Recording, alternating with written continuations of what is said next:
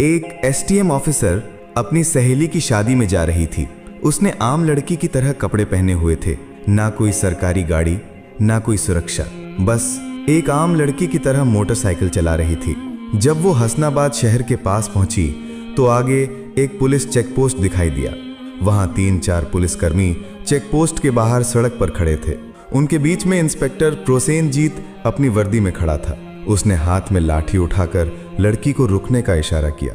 लड़की ने मोटरसाइकिल सड़क से किनारे लगाई और खड़ी हो गई। इंस्पेक्टर ने सख्त आवाज में पूछा, कहाँ जा रही हो? लड़की ने बहुत शांत स्वर में जवाब दिया, एक सहेली की शादी है, वहीं जा रही हूँ। इंस्पेक्टर प्रोसेनजीत ने उसे सिर से पांव तक देखा। वो 28 साल की एक खूबसूरत महिला थी। नाम था बरनाली सिंह। फिर वो हंसते हुए बोला, अच्छा, सहेली की शादी में खाना खाने जा रही हो? लेकिन हेलमेट क्या तुम्हारे बाप ने पहनना है? क्यों नहीं पहना? और ये बाइक भी बहुत तेज चला रही थी। चलो अब चालान कटेगा। ऐसा कहते हुए उसने चालान की पर्ची निकालनी शुरू कर दी। बरनाली समझ चुकी थी कि उसकी नीयत ठीक नहीं है और ये सब एक बहाना है। उसने कहा, सर, मैंने कोई कानून नहीं तोड़ा है। ओ मैडम, हमें कानून मत सिखाओ, प्रोसेनजीत झल्ला कर बोला। उसने पास खड़े एक कांस्टेबल की तरफ देखा, फिर बरनाली की ओर मुड़कर कहा, इसे सबक सिखाना होगा। अचानक इंस्पेक्टर ने जोर से एक थप्पड़ मारा बरनाली के गाल पर। बहुत सवाल कर रही है, जब पुलिस कुछ कहे तो चुपचाप मान लेना चाहिए। बरनाली का सिर एक पल के लिए घूम गया, लेकिन उसने खुद को संभाल लिया। उसकी आंखों में गुस्सा साफ झलक रहा था। इंस्पेक्टर हंसते हुए बोला, अब भी इसकी आंखों में घमंड है। ऐसे कितनों को ठीक कर चुका हूँ, इसे अच्छी तरह से सबक सिखाना होगा। एक कांस्टेबल आगे आया और बोला, सर, इसे थाने ले चलते हैं, वहीं इसका इलाज होगा, तब समझेगी कि पुलिस से कैसे बात की जाती है। फिर एक और कांस्टेबल ने बरनाली का हाथ पकड़कर खींचते हुए कहा, चलो गाड़ी में बैठो। बरनाली ने झटके से अपना हाथ छुड़ाया और गुस्से में बोली, हाथ लगाने की कोशिश मत करना, वरना अंजाम अच्छा नहीं होगा।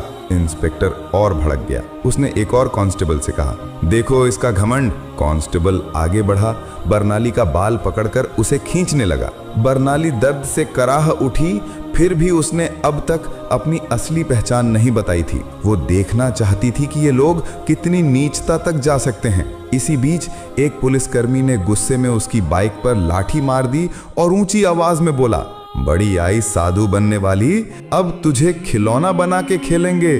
बरनाली सिंह अब अच्छे से समझ चुकी थी कि उसके साथ क्या होने वाला है और ये लोग कितना नीचे गिर सकते हैं। इंस्पेक्टर की आंखों में गुस्सा भरा था। वो जोर से चिल्लाया, तेरे जैसे कई होशियार देखे हैं, पुलिस से पंगा लेगी, आज मजा चखाएंगे। चलो इसे थाने ले चलते हैं, वहां समझ में आ जाएगा। इस समय भी बरनाली सिंह चुप थी। उसने अब भी अपनी पहचान उजागर करने की कोई कोशिश नहीं की। वो देखना चाहती थी कि ये लोग प्रशासन की कितनी बदनामी कर सकते हैं और एक आम नागरिक पर किस हद तक जुल्म ढा सकते हैं। इंस्पेक्टर प्रोसेनजीत अब खींच चुका था। उसके सामने एक ऐसी महिला खड़ी थी जिसके कोमल गाल पर थप्पड़ पड़ा था, जिसके बाल खींचे गए थे, जिसे जबरन सड़क पर घसीटा गया था। फिर भी वो एक मूर्ति की तरह शांत खड़ी थी, न कोई चीख न कोई आंसू। इंस्पेक्टर प्रोसेनजीत सोच रहा था, थाने पहुंचते ही देखता हूँ इस जिद्दी और घमंडी औरत का इलाज कैसे किया जाए। ये सिर्फ गुस्सा नहीं था, ये वो गुस्सा था जो अंदर ही अंदर सुलग रहा था। चौकी इंचार्ज इंस्पेक्टर हंसते हुए बोला, अब इसकी जबान भी चलने लगी है, चलो थाने, देखेंगे कितनी चलती है इसकी जबान। थाने में घुसते इंस्पेक्टर जोर से चिल्लाया, ओए कहाँ गए सब, चाय पानी लगाओ जल्दी, आज एक खास माल आया है। बरनाली सिंह अब भी कुछ नहीं बोली, बस थाने की दीवारों को देखती रही। वो देख रही थी कि ये लोग उन निरीह लोगों के साथ कैसा व्यवहार करते हैं जो कभी आवाज नहीं उठाते। तभी एक कांस्टेबल इंस्पेक्टर प्रोसेनजीत की ओर झुककर फुसफुसाया, क्या केस है सर? इंस्पेक्टर ने हंसते हुए कहा, अरे कुछ भी नहीं, स्पीड ब्रेक करो या हेलमेट का बहाना मारो, जो मन हो लिख दो, बस अनबर करना है और इसका घमंड तोड़ना है, ज्यादा सवाल मत कर। बरनाली सब कुछ सुन रही थी, लेकिन उसकी आंखें अब भी चुप थीं। मनो वो चाहती थी कि पुलिस की ये गिरावट खुद उनके ही मुंह से उजागर हो। इंस्पेक्टर कुर्सी पर बैठा, हाथ में पेन लिया और टेबल पर घुमाने लगा। फिर बरनाली की ओर देखकर पूछा, नाम क्या है, कहाँ रहती है, किसकी बेटी है? बरनाली चुप रही। फिर इंस्पेक्टर बोला, सुनाई नहीं देता, नाम क्या है तेरा? लेकिन बरनाली की चुप्पी अब भी पत्थर की दीवार जैसी अडिग। तभी इंस्पेक्टर ने जोर से मेज पर हाथ मारा, इतनी जोर से कि आवाज पूरे थाने में गूंज उठी। फिर गुस्से से चिल्लाया, सुनाई नहीं देता, नाम बता जल्दी। बरनाली ने मुंह घुमाकर शांत स्वर में उत्तर दिया, जी सुमिता शर्मा। इंस्पेक्टर उसके चेहरे की ओर देखकर हंसते हुए बोला, हो बड़ी चालाक लड़की है तू, झूठ बोलने में तुझे खासा तजुर्बा है, लेकिन याद रख ज्यादा होशियारी महंगी पड़ती है। एक भी गलती की तो पछताने का मौका तक नहीं मिलेगा। फिर बरनाली सिंह को जबरदस्ती उस सड़ी हुई हवालात में डाल दिया गया जहां पहले से 2 कैदी मौजूद थे। उनमें से एक कैदी ने बरनाली की ओर देखते हुए पूछा, बहन तूने क्या गुनाह किया है? बरनाली ने हल्की सी मुस्कान दी लेकिन कुछ नहीं बोली। अब वो बस देख रही थी ये पूरा सिस्टम कितना सड़ चुका है। अगर एक एसडीओ को बिना वजह अंदर किया जा सकता है तो आम आदमी की हालत तो सोच पाना भी मुश्किल है। अब वो उस कोठरी के कोने में बैठी थी, सब कुछ देख रही थी, सुन रही थी और हर एक हरकत को समझ रही थी। उधर इंस्पेक्टर प्रोसेनजीत एक झूठी रिपोर्ट बना रहा था। उसने आदेश दिया, इसके ऊपर चोरी और ब्लैकमेलिंग का केस ठोक दो, और फाइल पर हाथ मारते हुए बोला, चलो जल्दी। एक कांस्टेबल ने हिचकते हुए पूछा, लेकिन सर बिना सबूत? प्रोसेनजीत हंसते हुए बोला, इस थाने में सबूत लाए नहीं जाते, बनाए जाते हैं। कुछ देर बाद एक कांस्टेबल कोठरी में आया और बरनाली के कंधे पर जोर से हाथ मारा।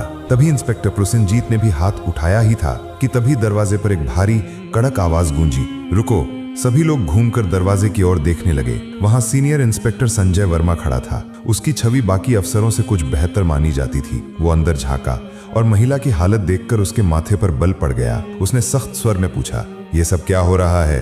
प्रोसेनजीत हंसते हुए बोला, कुछ नहीं सर, एक सड़क की औरत ज्यादा अकड़ दिखा रही थी, सबक सिखा रहा हूँ। संजय ने बरनाली को ध्यान से देखा। उसका व्यवहार किसी आम महिला जैसा नहीं लग रहा था। उसने पूछा, इसका अपराध क्या है? प्रोसेनजीत थोड़ा घबरा गया और बोला, अब सर चेकिंग में बदतमीजी कर रही थी। अब संजय को शक होने लगा। उसने बरनाली से सीधे पूछा, तुम्हारा नाम क्या है?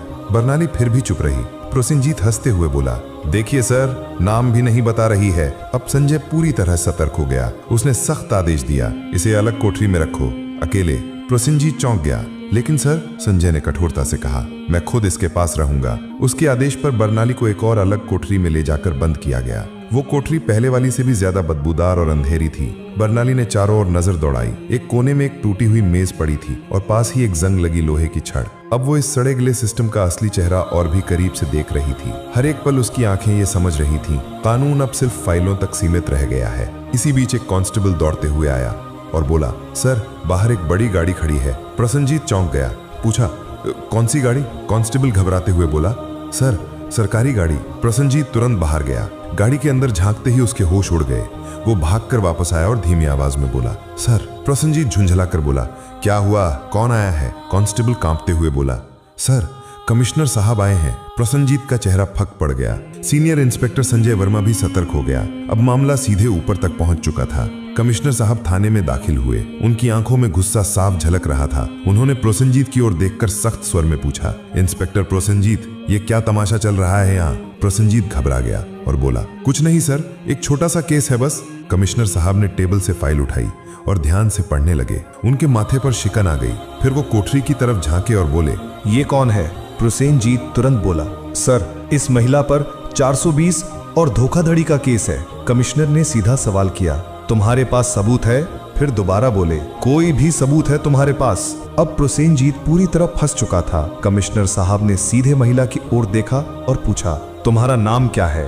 और तभी पहली बार बरमाली सिंह ने हल्की सी मुस्कान दी और कहा, एसडीओ बरनाली सिंह। थाने में एकदम सन्नाटा छा गया। हर चेहरा पीला पड़ गया। प्रोसेनजीत के हाथ पांव कांपने लगे।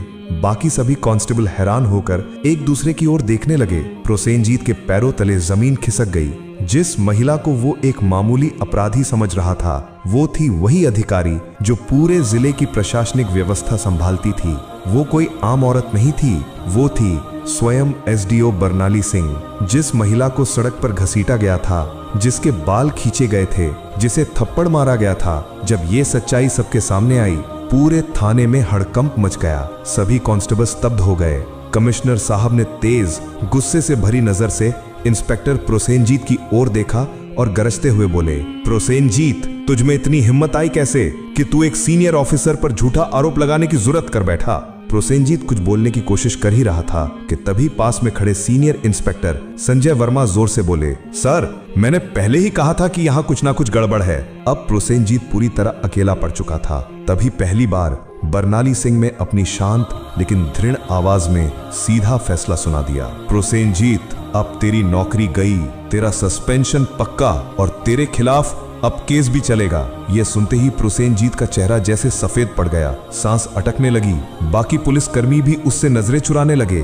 संजय वर्मा ने तुरंत आदेश दिया, हवलदार साहब, इसे पकड़ो और लॉकअप में डालो। लेकिन तभी प्रोसेनजीत ने अपनी जेब से एक मुड़ा हुआ कागज निकाला और मुस्कुराते हुए बोला, रुको मैडम, ये पहले देख लो, फिर जो करना हो कर लेना। उसने कागज आगे बढ़ाया। कमिश्नर और बर्नाली दोनों की नजरें एक साथ उसकी ओर गईं। प्रोसेनजीत बोला, ये लो मेरा ट्रांसफर ऑर्डर। 3 दिन पहले ही मेरा तबादला हो चुका है। अब चाहे तुम जितना भी गुस्सा करो, मुझे नौकरी से नहीं निकाल सकती। पूरे थाने में फिर एक बार सन्नाटा छा गया। बर्नाली ने वो कागज हाथ में लिया और ध्यान से पढ़ा। कमिश्नर ने संजय वर्मा की ओर तीखी नजर डालते हुए कहा, जाओ देखो ये कागज असली है या सिर्फ दिखावा। संजय ने कंप्यूटर रिकॉर्ड खंगाला और फिर सिर उठाकर बोला, सर ये असली है, लेकिन अब तक इसने नए इंस्पेक्टर को चार्ज नहीं सौंपा है। यानी अभी तक यहाँ का आधिकारिक इंस्पेक्टर यही है और सारे कुकर्म इसी के कार्यकाल में हुए हैं। अब इसे कोई नहीं बचा सकता। बर्नाली सिंह ने प्रोसेनजीत की आंखों में आंखें डालकर कहा, अब तेरा नया ठिकाना वहीं होगा जहां तू दूसरों को डाला करता था। कमिश्नर ने भी सिर हिलाकर उसकी बात पर अपनी मुहर लगा दी। जैसे ही 2 कांस्टेबल उसे पकड़ने आगे बढ़े, प्रोसेनजीत फिर से चाल चल गया और जोर से बोला, रुको मैडम, मैं अकेला नहीं हूँ। क्या आपको लगता है कि सारा दोष सिर्फ मेरा है? फिर वो थाने के बाकी पुलिस वालों की ओर इशारा करते हुए बोला, ये सब मेरे साथ थे, ऊपर तक सब शामिल हैं। इतना कहते ही कुछ पुलिसकर्मियों के चेहरों का रंग उड़ गया। सीनियर इंस्पेक्टर संजय वर्मा हालात को भांपकर एक एक करके सभी की ओर शक की नजरों से देखने लगे। बर्नाली सिंह ने शांत लेकिन दृढ़ स्वर में कमिश्नर की ओर देखते हुए कहा, अब इस पूरे थाने को साफ करना होगा, कोई नहीं बचेगा। कमिश्नर ने भी सिर हिलाते हुए कहा, जो हुक्म मैडम, अब एक एक करके सबका हिसाब लिया जाएगा।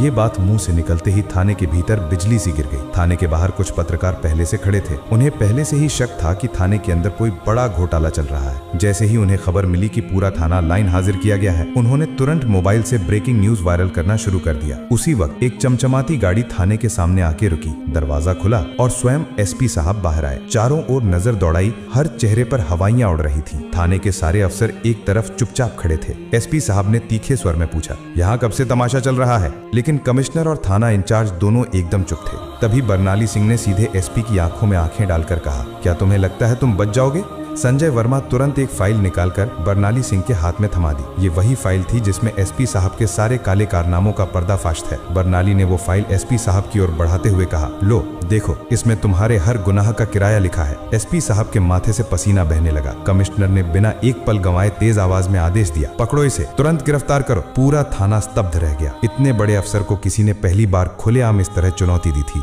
एसपी की गिरफ्तारी के साथ ही पूरे जिले में तूफान आ गया। मामला दिल्ली तक पहुंच गया। मुख्यमंत्री तक खबर पहुंच चुकी थी और वहां से सीधे आदेश आया कि जिले में जितने भी अफसर मिलकर गड़बड़ कर रहे थे, सबको गिरफ्तार करो। अगले 2 ही दिनों में पूरे जिले से 40 से ज्यादा पुलिस अफसर, 10 से ज्यादा बड़े अधिकारी और कुछ राजनीतिक नेता भी गिरफ्तार कर लिए गए। हसनाबाद जिले की हवा ही बदल गई। अब चारों तरफ सिर्फ एक ही नाम था, एसडीओ बर्नाली सिंह। उनकी ईमानदारी और साहस की चर्चा हर जुबान पे थी। वो महिला जिसने पूरे सड़े गले सिस्टम को हिलाकर रख दिया था। अब प्रशासन में एक नई गति, एक नई सोच और सबसे अहम एक नया डर आ गया था। अब कोई भी ये नहीं कह सकता था मुझे कुछ नहीं होगा।